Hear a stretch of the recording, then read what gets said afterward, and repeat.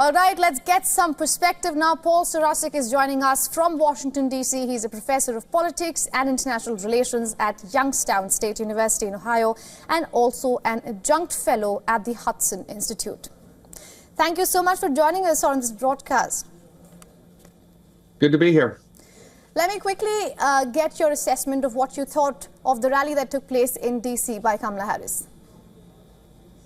Well, I think unfortunately for Vice President Harris, the rally itself got overshadowed by some things that President Biden said basically in response to what happened at the Trump rally in Madison Square Garden, where at the Trump rally, and the reason you had this clip on earlier of Trump trying to talk about his support for Puerto Ricans in the United States, and Puerto Rico is, of course, part of the United States, is because a comedian at that rally referred to Puerto Rico basically as garbage.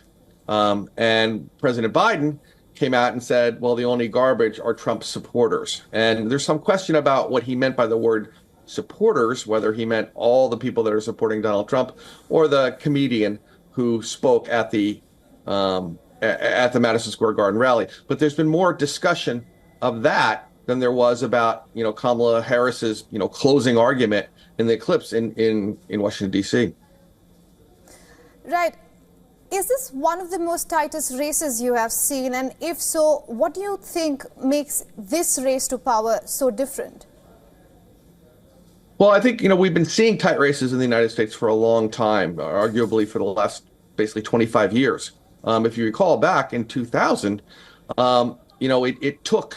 it was basically 500 votes in Florida that decided that election, 500 or 600 votes in favor of George W. Bush, who got elected in that election.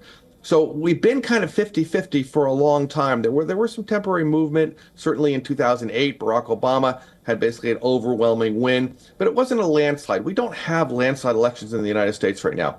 We really, really are unbelievably evenly divided in this country. Right, it does seem so. Also, a week to go, as we keep saying, with opinion polls so neck and neck, and that even, in fact, proves your point of how polarized the entire country is.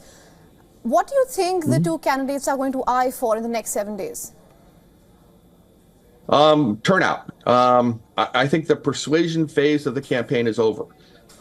Now, both sides need to make sure that their voters vote. Either they voted already, and we have a lot of early voting in the United States. Millions and millions of people have already cast their election.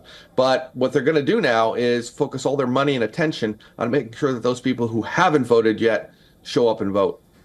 And given how close it is, that's going to make all the difference. Right. I have to talk to you about the undecided voters. I know the percentage of the undecided voters is extremely small, as most of the people in America have made up their minds. But is there a chance they don't vote at all? And if that happens, who does it favor, Donald Trump or Kamala Harris? I think we are seeing some evidence that some of these people are not going to vote at all. They just don't like the choices they have and are just going to stay home. It's really hard to tell who that helps or hurts, this far out, because we don't know kind of what, where those voters would have gone. We don't know whether they're 50-50 or not. It's almost impossible to tell. I mean, the problem with undecided voters is they probably don't respond to polls either. So we don't know what they think. We don't know which direction they're going to go. Again, this election is extremely hard to call right now, to predict. We're all grasping at straws out there. People are looking at who's already voted, whether they're more Republicans, more Democrats, and they're speculating from that.